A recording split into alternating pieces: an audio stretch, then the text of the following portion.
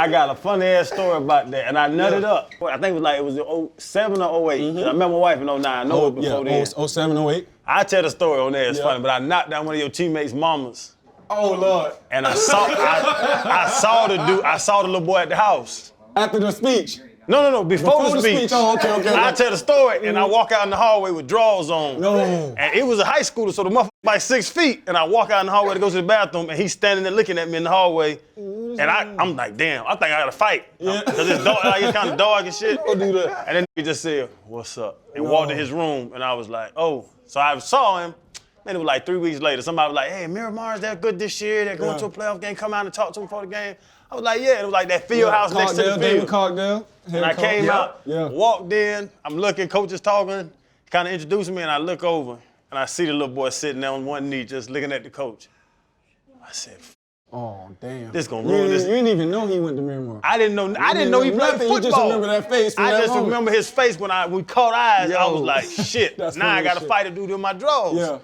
And it was one of your teammates. And so my speech was shit, because I'm thinking about this little kid. I'm like, y'all boys go out there and do your thing. Yeah. Hold up, limitless, niggas to me, can't pinning it. I fought the head to witness it. Get my people feeling militant. Way I'm feeling, get me up. On the mission, get me up. Knowing me, I got the key. Only vision I can trust. Trust, limitless, niggas to me, can't pinning it. I fought the head to witness it. Get my people feeling militant. Way I'm feeling, get me up. On the mission, get me up. Welcome to The Pivot. Thank you. Nobody in the NFL had a bigger pivot than you did this year, Gino. Freddie T, Chan, I'm RC. Thank you to our partners, Happy Dad, our sponsors, DraftKings. We appreciate all the support you have given, but more importantly, the support of all the viewers, all the people who subscribe, everybody who supports us each Tuesday and every Friday. Can't thank you enough. Eugene. Yes, sir. Cyril, Gino, Yeah. Smith III. Because there had to be a big Gino, and then it has to all get passed down, Yes, sir. right, until we get here. But sir. this Gino almost never existed, the Gino who threw some of the prettiest footballs I've ever seen this season. I had Dan Orlowski calling me when they went to the practice like, damn, Gino is spinning it. But before you was spinning it, you was drawing it, and you were painting it, and they were asking your mama if they needed to accelerate you in school and allow you to skip grades. Yeah. Talk a little bit about being someone who had this talent in football, but also had these other interests that when you think about like our communities, our neighborhoods, those aren't necessarily the things that we praise or glorify. Man, I think it started with, when I really think back on it, it started with my big sister. My big sister was truly just like gifted. And your big sister name's Keandra. K. Talley. Just truly gifted, a gifted artist. I mean, freehand, paint. She actually, got on with Rihanna with doing her graphic designs because she's just that good at it. But she was so good when I was little, I used to watch her draw and I was not really good. And they used to make me mad because it's like, you got a girl, your big sister who's better than you at everything. And it's like, all right, I got to get you. So I spent like one summer where I was just drawing, and just trying to beat her. And my grandmother actually found a portrait that I drew of my uncle, my Uncle Jonathan. My grandmother found a portrait. She's like, this is really good. You need to do this for real. And so they then put me into like magnet gifted classes. And so I started out in just gifted classes. And, it was pre-K and then kindergarten. And when I was in kindergarten, we were doing like speaking French. We were writing in cursive, doing our multiplications. I had already learned division. I knew how to read. I was reading on like a 3rd, 4th grade level. And so these are all the things I used to practice at home because I was just so competitive. But as I got into kindergarten, they then asked my mother, like, do you want to put him in 1st, 2nd grade? He's already too advanced for these kids. Should we put him up a grade or 2? And I think it's the best thing my mom did was by keeping me with my peers, because not only was I, more advanced than them, but it also allowed me to become a leader amongst my peers, because then I wanted to bring them up. In class, like, it's crazy when I think on it, but in class I used to copy the handwriting of my classmates, because I was just doing my work so fast that it became boring. So now I had to do something to challenge me, so I just copied their handwriting. And, from there, I just feel like, my smarts is something that I always, like, held close to me, because I feel like that's something that would push me further in life than my athletic skills. When you think about that, the first thing that comes to my mind is creativity. Right. And in being a leader, creativity is extremely important. it's important because the way I reach Channing isn't going to be the way I reach Fred or the way I reach Gino, or sometimes it's just about the way I behave. I want them to see me in action. I want them to see how much it matters to me. When you look at your career and the adversities and now getting to the point where you can be that leader, how much did that creativity of your mind help you in figuring out what is the best way for Gino to lead a team? I think that creativity is the best, is the reason I'm here. I think the creativity is the reason I'm here. When I think about the way I dress, the way I talk, the way I present myself, I've been doing like real life art, with my life, in real time. And just like strategically putting myself in positions to continue to succeed over and over. And a lot of that was behind the scenes. You guys, and not just you guys, but a lot of people weren't checking for me, when I was the backup. I had time to just do my thing. I was setting my life up for after football financially and doing things to allow myself to, be, a better man, and a better artist. And so I feel like my entire life is art. I look at my game, I look at the game of football as a form of art. I look at, everything that we do as a form of art. Everything is like, you can take it to an art form if you really pay attention to it. So like everything for me is a form of art. I like to express myself. I'm a little bit of a recluse. I'm not a talkative guy, but when I do speak, it's in an expressive tone. And so I want to, as far as leadership goes, like you said, I got to reach you different than I reach Chan. I got to reach Chan different than I reach Fred. And everybody has to come together collectively. But I think what my teammates see is that I'm just completely myself. And I'm not nervous, I'm not scared, I'm not worried about what anyone else thinks of me, I'm not worried about what the higher powers think of me. I'm being myself and I'm here for y'all. And I'm here to lead y'all. I love that. To be in the league long as you've been in the league, and you talk about your voice and speaking your mind and all that stuff. Nobody hears you speak, Gino. Right. Like you ain't speaking your mind if nobody hears it. Yeah. You know what I'm saying? Why is it like, do you not like you said, you're a recluse, do you not like it? Because in being, you said before the show, like we're special. We are. You were one of the best 64 quarterbacks in the world when you were a backup. Yeah. Or 32 when you're a starter. Now you're in the damn Pro Bowl. You up there with the top tier. Yeah. Why don't you talk? Why don't you let people get to know you? That's why I love when they said we had you on. I was like, I've spoke with you before, and I'm like, Yeah. I hope the world can see this. Why the hell you don't talk to no damn body? I think, man, I'm just not a man of many words, man. Like, I studied like Socrates and Plato, and like one of the things that I loved about Socrates, he's one of the original philosophers, is that he never wrote down his ideologies. He never wrote them down. He just talked to his people, and then they spread the word, and that's how all of this came about. And so for me, like, I don't want to express myself through words. I want my actions to do the talking. I want, the things, the way that I wake up I wake up every day with it on my mind. I want my action to do the talk. I don't want to express myself through words because I think words sometimes, can go in vain. What I want people to see is what I'm about every single day. Every day I wake up, I'm the same guy. And I'm expressing myself, like I said, through my fashion, through my Instagram, through different things, through different forms of art. I got production companies, I got, a record label. So I love artists, and I'm helping them become bigger. And I want the people around me to be bigger than me. I don't want it to be about me. I want to fall back and let, everybody else shine. You spoke to your childhood a bit, talk about the creativity, art, but football, the reason you're here. Who introduced you to the game? My grandmother, man. My grandma Mozetta. She passed away. She passed away when I was a senior in college. But my grandmother was the biggest football fan in our family. And I would sit on her laps on Sundays. We watching Cowboys games, watching football games. She rocking me on her knee. Granny was a Cowboy fan? I think, no, my grandma was a Dolphin fan, but, the Cowboys in the 90s was They forced them on you. Yeah, they kind of forced. Yeah, they were winning so much. And Yeah. she used to tell me, like, Emmitt Smith, Emmitt Smith, she'd be like, man, that's your cousin. Emmitt Smith, your cousin. So, my whole life, I'm like, yeah, Emmitt Smith, man, that's my cousin. I'm telling people in school, that's my cousin. But, like, she was the one, and then my Uncle Antoine, Phoebe, he was my first coach. And he kind of put the confidence in me. He told me when I was 9 years old, he's like, you're gonna be a first-round draft pick. This was after like my first football game, which was a flag football game. And so and then being around athletes like yourself, growing up, being around Samari, my dad, and just being around athletes like yourself and seeing you guys carry yourselves a certain way, it just made me want to be that. You know, I aspired to be like you guys. And so I grew up watching you guys. I told you this. I was watching Sunshine Sports, watching you guys, and it was like, that's where I want to be. And then I got to actually meet you guys. You guys probably didn't even know who I was. I'm just like, you know, a little kid, but at the same time, I know who you are. And so I got to meet you guys and just see the way you carried yourself. And I was like, you know, those are real men. Those are the guys who I want to be around, type of guys that I like, you know, to emulate and to be like. I have a personal relationship with your pops, Gino Sr. And, you know, he would always talk about his son.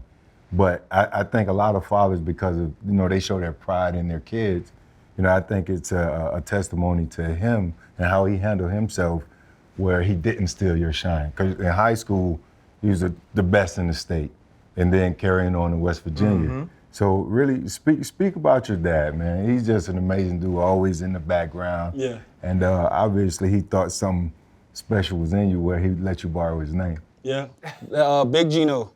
Big Gino, that's my dad. And everywhere I go, you know, I see people, you know, it's funny, you meet people and they're like, you know, I know your dad. You know, man, your dad was this and that. And they, you know, they'd speak highly of him, very highly of him. And, you know, like you said, he never tried to take the spotlight. He never tried to, the best thing I think they did, my dad and my mom, was allow me to make decisions for myself at a young age. Because it taught me how to live with my decisions. You know, I don't think they totally agree with me picking West Virginia. My dad's a Gator fan. My mom didn't know nothing about West Virginia. She's like, where are you going?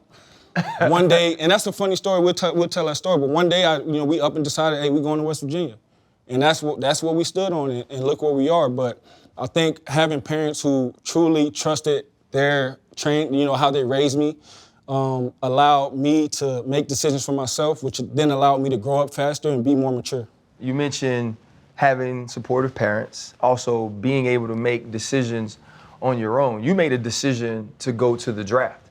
And, you know, normally when you're a guy that goes to the draft, you're expected to be picked early. And they had conversations of you being picked 4, of you being picked 6th. And in that draft, E.J. Manuel goes 16th to the Buffalo Bills. You aren't picked in the first round. And I'm gonna just say it, like as a father, as a former football player, when you're watching anybody go through that, it's difficult to see, right? Because you put yourself in that position of believing one thing, expecting one thing. Right. That's the freaking reason I'm here. Right. And oh crap, this might not happen. Right. And then there's Susie Colbert, she's saying you're gonna leave and then you're gonna come back. And it's all of these things. And people started to talk on the outside about, well, can Geno Smith handle adversity if he doesn't come back and all of these things? What was that experience like for you? Because I wasn't invited to the draft. Hell, I wasn't drafted at all. Mm-hmm. But I could imagine the excitement on the plane ride there and then having to actually experience that. Yeah, one of the things that gets misinterpreted about that, me wanting to leave, was, you know, the draft was already the first round was ending. And, you know, I pretty much knew I wasn't getting picked in the first round. It was also my mother's birthday. And so we already had plans for dinner. And so I figured I'd be picked already. We'd be gone at dinner. So I'm sitting there like, you know, all this stuff's happening. I'm thinking about my mom. Like, I'm not really, like, I'm going to get picked to a team. But it's like, this is my mom's birthday. Like, I don't want to spoil her night. This is her birthday. It's, like I said, I always think things are bigger than me. I don't want it to be about me. So we left to go enjoy the rest of my mom's birthday. And obviously, you know, on the outside looking in, it's like, you know, you're trying to ditch the draft or you're upset, which is cool. I never once even said, this is the first time me ever saying this, like literally. But, you know, all those things happen and things happen for a reason. You know, it really, you know, I got picked 39th. How many people would, you know, dream about getting picked 39th or even getting drafted? You know what I mean? Getting drafted to the NFL. I could have been Brock Purdy. I wasn't tripping. Yeah, exactly. And so it's like, you know, in hindsight, you're like, you're disappointed. Man, I should have got picked higher. But also, you got picked 39. Yeah. You know what I mean? Like, it wasn't like, you know, you didn't get picked at all.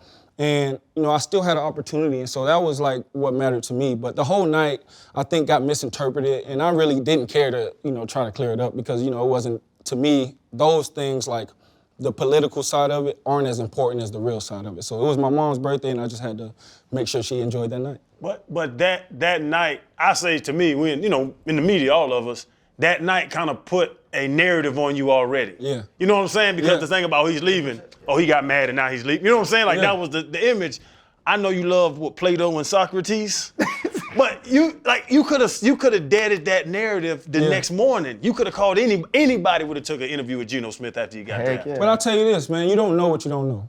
And I was young. I didn't think like that at the time. I wasn't thinking about, that, reaching out to someone, letting them know why I left. I was just like, man, somebody pick me so I can go play football. Like, you don't know what you don't know. And looking back on it, yes, I would have done that. But in that moment, that wasn't on my mind. You look at your career starting that way. One thing I remember, bro, West Virginia was electric. It just was, man. He made people forget about Pat White. Yeah, and you did it in a different way. And let's be honest, it was at West Virginia, it was kind of the start of that new wave, the spread, but it was so much speed on the field. And you had a quarterback who was a black quarterback, but it wasn't about his legs. Right. It was about him being able to understand defenses, use his arm, get the football out of his hands quickly, and it was all of these things. And then you get to the draft and you are expected to be drafted in a certain spot and you aren't. Then you go to New York. And now New York doesn't start the way you want to. And we know what that place is like. Yeah. And we also know the confidence you have in yourself. How difficult was it to deal with the way that you were being talked about and also not playing up to the standard that you had set yourself from what you'd always been throughout your career? It was so difficult, man. It was hard for me to, because my entire life I had been a really good football player and I had done so many exceptional things. It was hard for me to not see myself and not put great things on tape because I was used to it. But it wasn't because I wasn't working hard.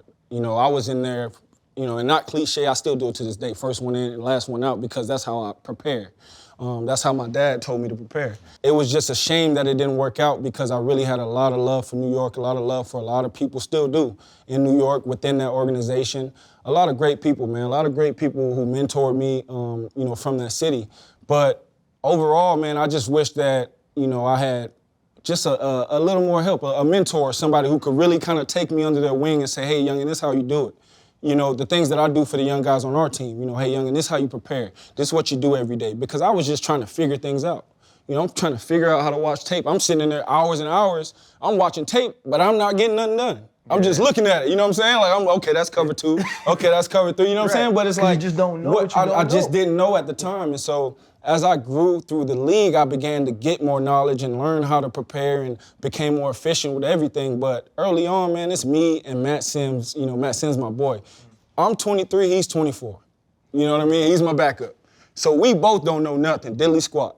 And we just learning the offense, figuring out how to play in the NFL. Ryan Clark picked me off. I tried to try to throw a whole shot in the cover 2. It didn't work. Yeah. And so I'm learning my game, testing my arm, figuring out things that I'm good at. But in New York, that's not the place to do it. You know what I'm saying? It was the very first newspaper article was, Jets welcome Geno Smith to the circus. Then they start calling me the hip-hop quarterback because I signed with Jay-Z. So, it was all these stigmas and stereotypes, underlying stereotypes, right? We had a reporter, won't say his name, yelled in the face of my agent who's a female, because I didn't do an interview with him. You know what I'm saying? So then they went on to write, every piece was a hit piece, bad piece, to this day, right? And so it's like, what I didn't know was the politics behind the league. I didn't know how strong that was, and I didn't know how big of the apple I was in. The big apple, I didn't know exactly what I was getting myself into. But guess what? What don't kill you make you stronger. And I'm so happy and grateful for that moment because those times made me who I am. Hey, Geno, you speak about stigma, stereotype. Channing said certain narratives. And you said New York had love for you. But I think I recall your dad getting a death threat from someone in New York when you went over to the Giants. And they said, Geno should not start, otherwise I'm going to kill you. What was that moment like for your family and even yourself? It was funny. Yeah? You know my dad, man, that ain't, come on, man. You're gonna have to show us what you're talking about, man. But it was just unfortunate, in that time, just because, these fun stories I never told nobody, man. I'm here opening up the door, but look, we playing the Eagles, and I remember a lineman told me, man, I was pissed off because I wasn't playing. And he was like, man, you got a better chance hitting the lotto than starting over Eli. You know what I'm saying? Yeah. That ticked me off. I'm in the weight room every day. I'm studying. Every time I go to practice, I got a point to prove. That was where it all started. And so every time I go out there, I got a point to prove. Coach McAdoo saw that. The team, a lot of our receivers got hurt. You know, I was able to get get a chance to start. Obviously, you know, it wasn't the best thing for Eli. Obviously, he had a streak going, and he was the face of the franchise, the face of New York. But for me, it was an opportunity. I was, you know, fighting and scratching just to get an opportunity. And so when my dad got the death threat, it's like, okay, we still gonna play.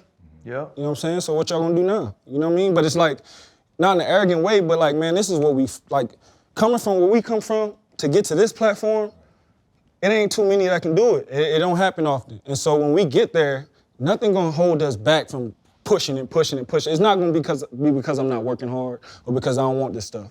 You know, something else gotta be in the way for me not to get to that point, because I know I'm gonna get to that end goal that I'm trying to achieve. And in the Eli situation, did you have conversations with the organization or anybody, or did you understand like how big this was gonna be? To them crazy Giant fans, Geno Smith, this young, black, unproven quarterback is about to take this streak away from my Super Bowl winner. I knew it was heavy. It's funny because when he came in and told, you know, Eli was the one who broke the news, you know, and Eli's a guy that I love, man. He's a great leader. He was a guy who taught me a lot. He came in, he was like, hey, G, you know, you're starting. You know, I could tell it hurt him. And I left the meeting room. I got in my car. I drove off, called my dad. I'm like, yo, it's heavy. Like, because I knew the magnitude of it. I already know. You know, I played in New York for, 4 years already. So I know what Eli, I know who Eli is. You know what I'm saying? I also went to the Manning camp, all that. Like, we know Eli, but I just knew, like, man, that's heavy. But Coach McAdoo, Jerry Reese, they had my back. They were in my corner. And I remember, Jerry Reese saying, man, go show him. Go show him. Go show him. Because a lot of coaches knew what I can do.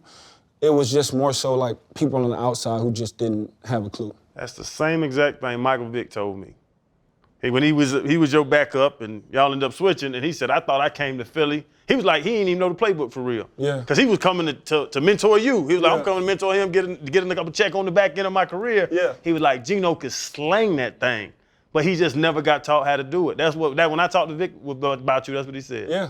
Vic blessed me with the number 7. He was like, man, I want you to wear the number 7. And I was like, but I would have just gave it to him. That's Mike, you know what I'm saying? Like, you want 7, here you go, bro. I'll figure it out. Yeah. He's like, no, I want you to wear 7. You the YG. And I'm like, God dang, this is Michael Vick. Like, you know what I mean? Like, this is actually Michael Vick. I grew up playing Madden 04, you know what I mean, with this guy. Yeah, he was right, man. Like, I always had talent. But I think where I've gotten to now is that I have a great understanding of the game, defense and offense and schematics and all those things, which allows me to be more efficient. And I'll get to my second favorite Geno quote or Geno interview moment down the road here. Number one, and it's the number one interview of the entire season. I don't care what anybody says. They wrote me off, but I ain't right back. Yeah. I want to use it all the time, but it's so originally you that I already know they're going to know I'm biting, so I can't. But I'm going to hold it off for like 3 years, and it's going to be some outfit I wear, and that's going to get dropped on IG. So I'm going to let you know. I'm going to put Geno Smith on it, though. I'm going to make sure they know that I stole it, and I'm borrowing it, but I'm going to give it back because it's yours. No, not mine. we all can use it. You're in Seattle, and the Seattle Seahawks, that is Russell Wilson's organization. Mm-hmm. And that's a city that loves Russell Wilson because he was the quarterback that brought that city a Super Bowl.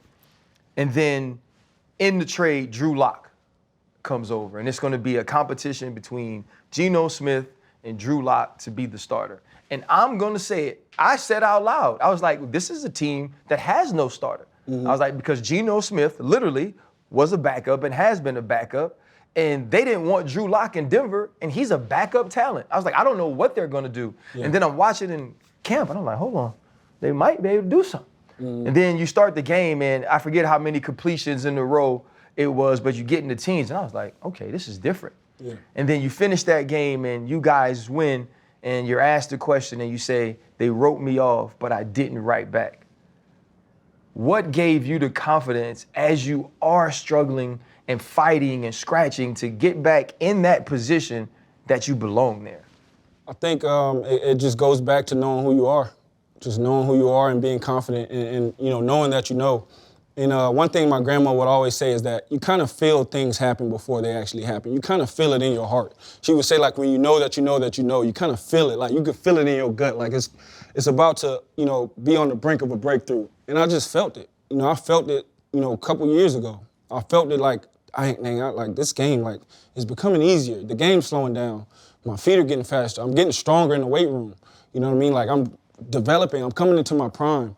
And, when I got the opportunity to compete, and I love Drew, and, he's a great guy, but I knew it was over. Just because I've been preparing for this moment for so long, and I was not going to let it slip away. I just wasn't. Before Seattle, the why you got to Seattle, those struggles, backing up in New York for 2 years, jumping around the teams, you had to doubt yourself. At some point, you're a strong man, but you had to doubt yourself. Man, I sat down in my office right before, literally before I signed with, I sat down in my office, I had stopped working out, and I started developing my plan for life after football, which was fun. I was telling my mom, I'm like, man, I'm so good at so many things. I don't want to box myself in and keep boxing myself in and make it seem like I'm just a football player, because I'm not. It's just that this is where my life is taking me, but I'm bigger than all that. Like, I'm more than just a football player. So I'm in my office. I start getting my plans together, my budget sheets. I'm starting to develop, my plan for life after football. I made a call to Coach McAdoo. Can you call, John Schneider, see if I can get onto the Seahawks, see if I get a chance.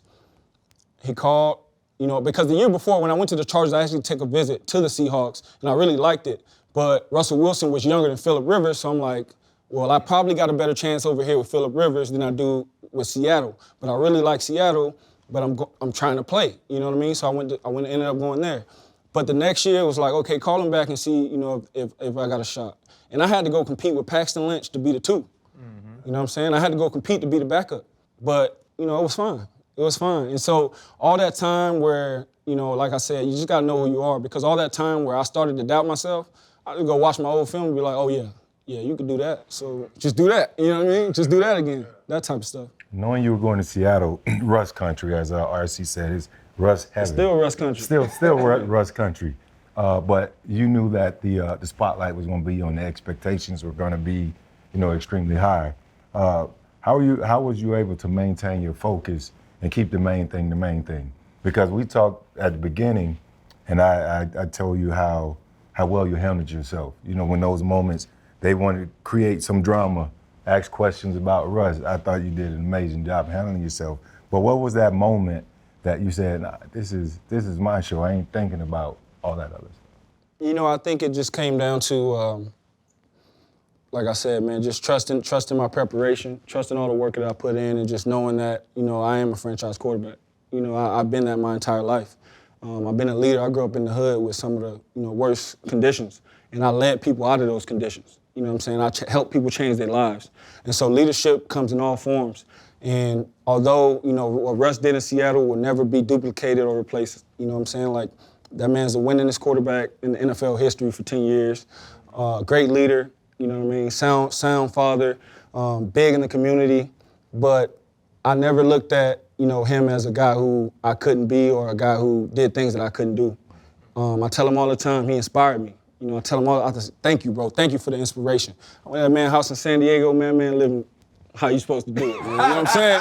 So that's all the motivation I'll be needing sometimes, you know what I'm saying? So, like, just being around certain people, understanding who I am, understanding what I bring to the table, and then knowing that I do have the talent to do it. But just staying true to the preparation, process over results, never thinking about the end result, always just staying in the moment, and that's really what I do.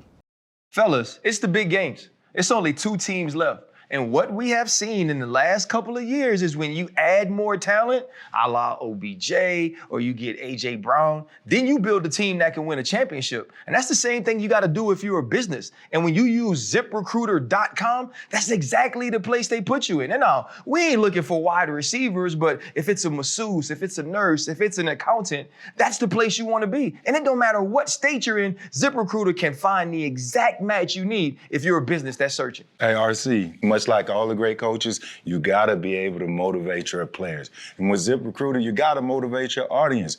Post, and the more you post, the more opportunities you get to bring in great talent. And when it comes to hiring, you have to pile on the talent. You have to get good to win. 4 out of 5 employers who post on ZipRecruiter get a candidate within the first day. Go see for yourself. Get an exclusive website now, ZipRecruiter.com, and see for free. Use the promo code. It's ZipRecruiter.com/DraftKings. Again, that's ZipRecruiter.com/DraftKings. ZipRecruiter, the smartest way to hire.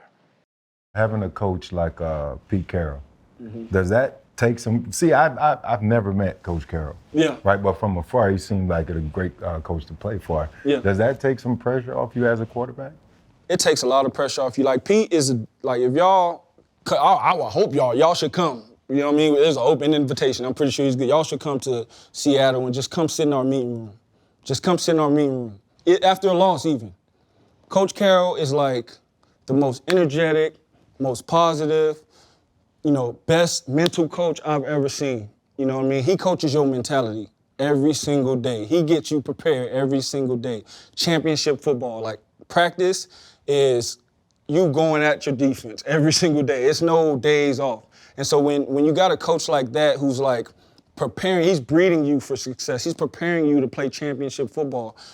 The games become easier, and it become fun. This is what we prepare for. So when we get out there on Sundays, we're excited, man. We're fired up to go out there and play for Coach because this guy's 70-something years old. He's running gassers on Fridays. You know what I'm saying? Like 400-yard gassers on Fridays in the big Pete shoes. You know what I'm saying? Like really getting it. And it's like, you see somebody like in the Monarchs, and you see somebody doing that, and you know what I mean? Like, you're like, man, come on now. You gotta go run through a wall for this dude. You gotta do it. Tyler Lockett is speaking to the media, and you guys are at a press conference, and they're asking about being able to come back. You guys were down early on in the game. You came back because you made plays defensively, but because you played well, because Tyler made plays. And in asking the question, he cuts the reporter off, and he says, that's what happens when nobody cares who gets the glory. And you know how life works. At this time, Russell Wilson's not playing well. Geno Smith is playing extremely well. There are things going on in Denver or being said in Denver that Russell Wilson is a certain way, and it immediately went to they're speaking about Russ. Let me tell you how I took it. Mm-hmm. I took it as they're talking about Geno. Right. Those are two different things to me. You don't have to speak badly about the past to speak highly about the present. Right. And then the president said to me exactly what you said earlier about leadership. Right. But I've talked, I work with Rex Ryan, who loves you, by the way. And he's like, nah, Geno had to grow into certain things. Like Geno had to learn, much like you said earlier. But when you hear a wide receiver who has played with someone who's the winningest quarterback in his first 10 years in the league, and he says that about his new quarterback, that it's about the team, how does that make you feel? I think it's exactly what I want. I want to be the guy, because I had to lead from the back for so long. I want to be the guy, like I want all my teammates to shine, man. I want everybody in the world to reach their full potential. I'm not a hater. I'm not against nobody. I just see life for what it is, man. I think we all got opportunities every day we wake up to be great. And so for me, I could care less about the accolades. I'm here at the Pro Bowl. That's great. I'm here for my family. It's our first one. I want my dad to experience that. So it's really about that more than it's about anything I could do. I'm good. I'm solid, man. I'm good. God's blessed me. I've gone so many places, just thinking about where my life could have been and where it is now, it's amazing. So I don't care about, like, people praising. You don't praise me. Don't look at me as a superstar hero. I'm not a celebrity. I'm an everyday dude who does extraordinary things, on Sundays. And so that's really just where I'm at with it. I'm really comfortable in my own skin. And I just want to see all my YGs, man. I just want to see them boys just be their best self, man. Just be great. And Geno, you talk about getting jobs, playing great, first Pro Bowl, but also early on with less success getting your job taken, sometimes by performance, one time by your jaw broke. Yeah. I've heard all the stories, all the write-ups. Why did your teammate hit you in your face? Well, that's, I think that, again, you got to go back to the moment, man. A lot of that stuff wasn't reported the right way. Yeah. The whole $600 thing, I don't know who said that. I had no idea about no $600. And I figured, IK was upset because I didn't make it to his camp.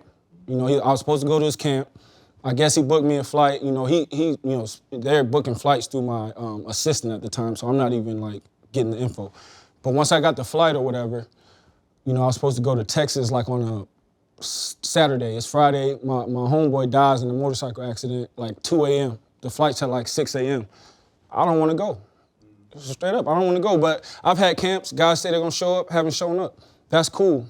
I guess what happened was, you know, I was on the flyer and a lot of the people, they were paying to come to the camp to see me.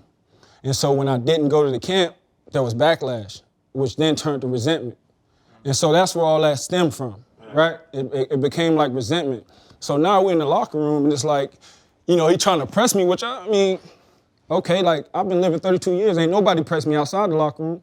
It's just, you know, I'm a leader. I almost gotta let you hit me first for this to go. I can't hit you first, I'm gonna look bad, right? So I kinda gotta let you like, you know, get one on me so we can get into it. So that's kinda how it happened. I'm not proud of that. You know, that's probably a moment where I feel like, yeah, I could have done some things better. You know, I would have, you know, probably just handled it a different way, but it happened. You know, like I said, I had to learn how to not be Gino from Miami. You know what I'm saying? I had to learn how to be who I am now. You know, I wasn't always in this mindset. You know what I'm saying? I was stuck in like a lot of dudes, stuck in where I'm from and acting like that. But then I learned, man. I learned like I said, go back to leadership. And I know that he regrets that moment because he told me that. You know, and I do too. You know, I do too because it altered both of our lives. But you know, ultimately, like I said, things happen for a reason. And that ain't the first fight I've been in, probably won't be the last. And I ain't backing down from nothing. So it is what it is with that. You know, that's kind of how I see it. But overall, man, like I said, IK is another black brother. We could have took that a whole nother direction after that. It could have went a whole nother direction. But we chose as black men to say, you know what? We're not gonna do that. We're gonna do it a better way, and that's what happened. That day changed 2 black men's lives and 2 players' lives, 2 men's lives, just in period, right? Ryan Fitzpatrick goes on to play well that year. Geno Smith's never the starter of the New York Jets again. He goes and plays for Buffalo. Rex Ryan runs him out as a captain the next year. He finishes that year and never plays again. And I know this because they called me when it happened because I trained him, right? And so all of these things are going on. And it's moments like those, Geno, and you speak about where we're from. There's moments like those on bigger stages that end lives or that take away 2 men because one's no longer breathing and the other one has to spend his life in jail. And you mentioned handling it another way so you can be here. Those type of lessons you learn, how do you try to give back to the community or give back, like you said, to the YGs to make sure they don't have to learn those lessons through that sort of situation? I think it's hard. You know, I think we've been conditioned so long, you know what I'm saying, to be a certain way that it's hard to reverse it. And so what you have to do is kind of change your mindset. You know, it starts with your mindset. But when I talk to the young cats, man, it's just entrench yourself in the game. You know, understand why you're here. You know, you're here because you love the game, you know, or something else, but there's a reason you're here. And so use your resources, man. Entrench yourself into the game, you know, work on your craft. And then when it comes to like, you know, you see a lot of guys want to go clubbing or they want to spend their money this way or that way. Like, man, understand that, you know, a lot of that is BS. It's BS and it's conditioned. It's not who we are. It's just what they trained us to be. And so we have to reverse a lot of things that have happened within our community in order for us to grow. But it don't happen overnight. And I feel like we're making progress, but also like, you know, we can't just look at it and say, you know, it's gonna happen just tomorrow. You know, it's not gonna happen tomorrow. We gotta keep conditioning our kids and our youth to break that cycle, to break the cycle, you know what I'm saying? My dad went to prison. My mom told me, man, you gotta break the cycle. And that was my life goal, like, man, I gotta do something else. I can't be going to prison and, you know what I'm saying, like all my friends and, you know what I'm saying, getting locked up and doing, I gotta break the cycle. And so I think we all gotta take that approach, break the cycle. Some of the things that we glorify or we look at as tough or cool really isn't tough or cool. It's just a coping mechanism for us to kind of get over our problems, you know what I'm saying, to kind of feel better about our problems. So just trying to reverse the cycle, that's all I'm trying to do. Like, not with like my dressing, be you, be how you know, come as you are, but understand it's here. You know, it's right up here in your mindset. You're at a point now, right? And he's talked about losing jobs and gaining jobs and playing well and not playing well. And we're sitting at the Pro Bowl. Somebody's owed some money, right? Normally, when a quarterback plays extremely well, right, and it's time for him to get his money, he goes in and he says, it's going to take this amount of money in order for me to be happy. And if I'm happy, I want to be here, and I want to be here and happy and playing well. Yeah. So what's it going to take? Man, we can't speak on numbers, but I'll tell you what, man. I think I feel like everybody. Do you want to be in Seattle? I would love to be in Seattle, man. I love Seattle. You know, we have a great relationship, and I think we'll work things out. When it comes to like contracts, I think every player just wants to get paid his worth.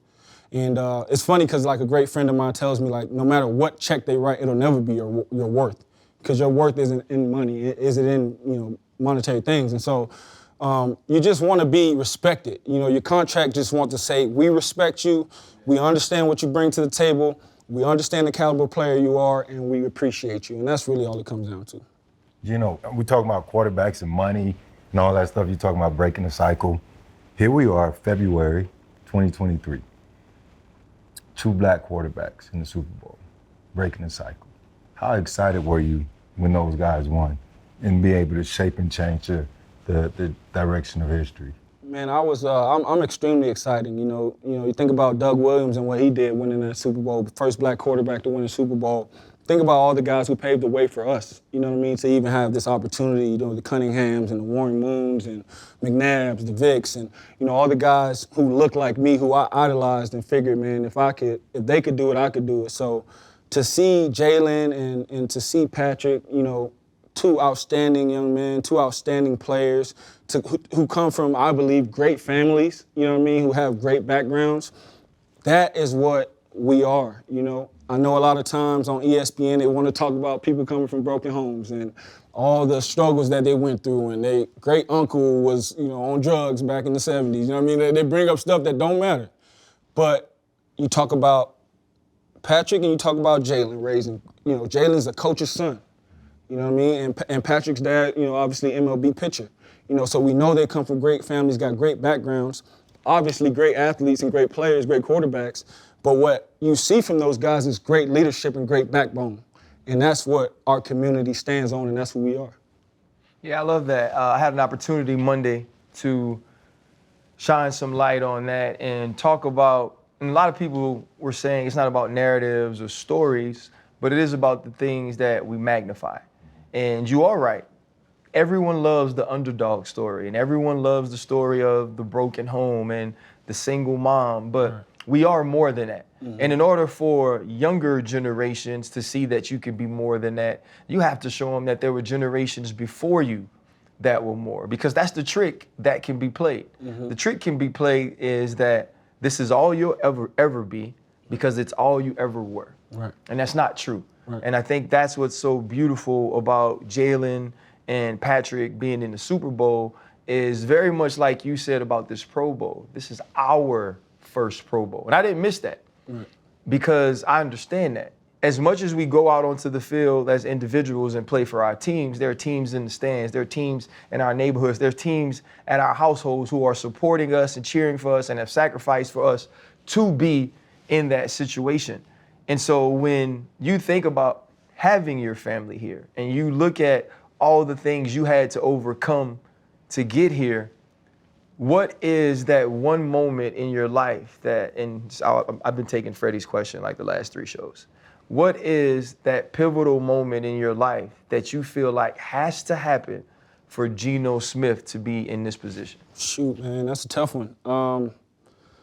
I think everything that's kind of happened, I say this all the time. I say only God could write a story this beautiful, because it's like one of them movies where it's like you got this superhero and now he loses his powers. And it's like, can he get him back? You know what I mean? Like, it's like one of those storylines, and it's like, I think all of that stuff had to happen, man. I think, God's been setting me up for something greater than myself, but I think he was preparing me. He had to humble me.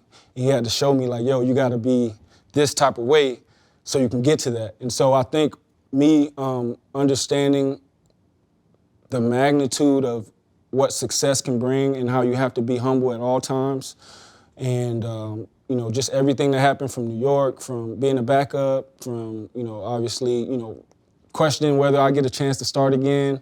All those things had to happen for me to get to this moment and have this perspective. we talk about legacies all the time. There's no legacy in football at the quarterback position like Tom Brady. Yep. We get an opportunity in the week that Tom Brady retires to kind of reflect on who he was throughout his entire career for the second time, because I did the exact same thing for 40 days last year. But when you think about Tom Brady and what he meant to the game and the way you see him as a quarterback, what he was able to accomplish, what will be some of your thoughts on him as he leaves the game? You talk about a competitor. I think he's probably, everyone calls him the GOAT. I think he's one of the greatest competitors in any sport of all time. A guy who truly loves the game, as we can see, truly loves it. I know it hurt him, to have to leave the game because he loves to compete. And now he's looking for that next, like, what can I compete at next? You talk about a winner, a leader, accuracy, poise. You think about, he started out as an underdog, right? It was, Peyton Manning who was the face of the league, really. Yeah. And Tom was the underdog, right? And he was kind of, being led by Belichick, that defense, the run game. But clutch in the 2 minute, right? Super Bowl, him going out and winning those Super Bowls. And then when he came into his own, he took off, man. This guy's had 3 decades of, of Hall of Fame careers. And so you think about Tom, man, I was just blessed to be able to compete against him. I think he's, he's inspired me so much. I've tried to emulate him in so many ways and just take from his game. And I just, I respect what he did for the amount of years he played. And, hopefully, he has a great life after football. Well, when he did, he is competing because he beat Shefty this time. Because Shefty put it on his keister last time. Oh, yeah. He said, the hell with that. I'm finna make a selfie video. Because, he already knew if he whispered it, if he texted somebody, Shefty was going to leak that thing. Yeah. Shefty got some snitches on his side. Something going on. Is he, you brought up the GOAT. Is he the GOAT? I'll tell you my opinion. It's crazy because I can't say he has the strongest arm ever. Joe Montana, one of them dudes, Dan Marino, had the strongest arm. He's not the quickest. But I would say he's the best quarterback ever to get under center in the history of football. I would agree with you, man. He's the greatest ever, I think. Probably not the most talented quarterback ever, but by far the greatest quarterback ever. Dan and all them dudes, they had their chance, and they failed to beat Tom Brady. I wouldn't say Dan Marino, but you could say, like, Pat and Aaron. They have a shot, but I still pick Brady over. I might pick Peyton Manning over Brady. That might be the only one. Since we picking, can we pick Super Bowl favorite? Yeah. Super Bowl favorite, man. Man, it's offense versus defense in this one. I think the Eagles gonna win it. We can't, Gino. I need the quarterback in the huddle here. Like, give me a reason why. Okay. Like, we can't be generic. Let's go. Well, I'll say this. Okay, so Patrick's hurt. He's got the ankle thing. Obviously, he played phenomenal, but I think that Eagles D-line is different than that Bengals D-line, and I think that's the biggest difference. I think that's the biggest difference in the game.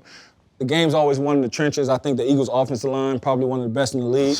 When it comes down to it, both got, I think, equally on the outside, skilled players. And then, obviously, I would give the nod to Patrick over Jalen as far as the quarterback goes. Wouldn't be a big nod, but, it's a nod. And so I think overall, when you just talk about a complete team and just you think about over the course of the entire season, I think the Eagles were more consistent. I think they have the right formula with their defense and then the guys they have up front, and then they run the ball really well. And that travels anywhere. And then I think it's very hard to put all the pressure on one player, which is really what the Chiefs are doing with Mahomes. So my last question is this, and I think I've asked a lot of questions today because I was very excited about this. This is probably the most important question. I think a question that all quarterbacks need to answer, or people will always be looking to get another quarterback. Can Geno Smith be the quarterback of a Super Bowl winning team, and that team win because of Geno, not in spite of Geno? Yes, 100%. I haven't started for a long time, so this is my first year starting after a long time. This is only my 3rd year being a starter in the NFL, so I'm actually a little young. I'm not young in age, but like as far as experience, I don't think I've reached my peak in play. I know that I'm just entering into my prime. I know that I can play another 10 years. I take care of my body. I eat right, sleep right, hit the weights. I study the right way. And I know that I could be a lot better than I was this year. This year I, did a lot of great things, but I can be so much better. And that's kind of where my mindset is going to the offseason. It's like, man, I can't wait to attack this offseason, take care of the things I need to get better at, and then next season I'll be 10 times better than I was this year. I don't see no ring on. Are you married to football? You got an old lady, or is that's a distraction? No, I got, me and Chrissy, man, we've been together since high school, since Miramar. And we kind of, separated a little bit. I had to get my mind right, you know what I mean? Be a better man. Yeah. And, she was extended me some grace and allowed that. And so now we're working on that. I got you. And I gotta tell you, I failed you. As Fred was talking about the young guys, and you call them YGs. It's funny. I came and talked to your high school football team. Yeah. When you was at Miramar High School. I remember that. Somebody brought me out there, and this young phenom. That's really what you were, browed everything. Like, you was on the front of the Miami Herald and stuff like that. Yeah. So I knew who Geno Smith was. And then meeting you, seeing the club now as a grown-up, cool. Yeah. But I did you a disservice in that pregame speech, and I'll tell you why. I was running the streets, Geno. No. I had me a couple girls that I Okay. was messing with. Went over one of their houses. Yeah. The description of a house gonna let you know. Her master bedroom didn't have a bathroom in it. So it wasn't the nicest house in the world. So after we get through, I'll say playing Baccarat, Yeah. I walk out in the hallway and all I got on is drawers. Yeah. When I walk in the hallway, I look down the hallway and there is a silhouette of this big ass 6-foot man in the hallway. Yeah. I'm thinking this is her old man, he done came home, I gotta fight. Yeah. So I draws, booty rumble. almost out. I put my foot back and I got right. Yeah. And I looked him straight in his eyes and I locked eyes with him and it's like, I don't know what's about to happen. It was a half a second of, is it the point of no return? Oh, no. He gave me a nod, said, what's up? Yeah. And walked back into his bedroom. It clicks that this is her son. So now her son sees this big ass football player, and I was way bigger then. He probably was scared of you. You think he... So we both scared of each other, 'cause I'm scared too. Yeah. It's about a month later. They asked me to go talk to this young team. Y'all was hell. Was that 08, 09? Y'all was hell. Yeah. Come talk to this team. They probably gonna win the state championship. They got this hellified quarterback. Okay, I'm ready to give y'all a speech. I walk in your locker room, Geno. Your coach is talking. I look to my right. I can walk in your locker room right now, and I can tell you where I was standing, where he was standing. Yeah. I look to my right. One of your teammates was the boy in the hallway. Yeah. My speech, I had it planned about working hard and telling y'all my story growing up about the grind and my daddy not being there. I couldn't say shit. I nutted up. I don't know if you remember, I was like, boy, y'all boys done did it. I was about to say it was like more like you came, it was like, yeah, man, y'all just do good, and you know what I mean? Like, it was kind of like one of those, you know what I mean? Like, do y'all thing, man, let's go. I didn't know how much a part of the team he was. Old boy was just knocking my mama down. Yeah. Can I cover somebody and cover for? Yeah. I didn't want to mess it up. I netted up, and I want to apologize. Nah, man, it's all good, man. Just having you there, that was enough for us, man. Just seeing a dude like you, especially me, I watched you growing up, so having you there, that was enough for us, man. Appreciate that. Man. Appreciate you. Hey, brother. well, since he just told this story, we got to end on a better note, right? Yeah. So Floyd is part of the show. Yeah. I learned walking down the hall that you and Floyd are close, and you guys. I wouldn't say speak. close, but okay, yeah. you speak. Yeah. You guys talk, and so you said he gave you a little bit of advice before the season, which ended up being a really good season for you. You want to share that with everybody? Oh yeah, I was actually AB's my boy. You know AB. And he and Floyd were kind of hanging out, and so I was just going to check up on AB, make sure he was straight. And so, Floyd was there, and we kind of got to talking, and he said a lot of great things. But I think one of the things that really stuck with me was he was like, "Hey, G, man, don't remember why you got into the game, to take care of your family." Right. Because we were just talking. I was like, man, it's kind of messed up. I'm finally getting an opportunity, but man, I've been ready for all these years, and he was like, man, hey, who cares? He was like, no, remember why you got in this game. You know what I'm saying? So go out there and show him, you know what I'm saying? So like, just having, we call him Champ, but just having Champ give me them words and just, he's a guy who, again, I, admire. Heck yeah. And so having him give me those words and, it stuck with me, like, don't forget, you're here to take care of your family. Well, man, it's been amazing. I think, and we were texting about it before you got here, and obviously football is a part of what you do, but it's not who you are. Right. And I wanted people to see who you are. And when I talk about those quotes from this season and those moments from this season, the one that sticks out the most to me is in the year of true redemption for you, where you have an opportunity to be the comeback player of the year. When you guys made the playoffs, you talked about how much you loved your teammates. You talked about how much you loved your support system. And the one thing about leaders is they don't point at themselves when things go well.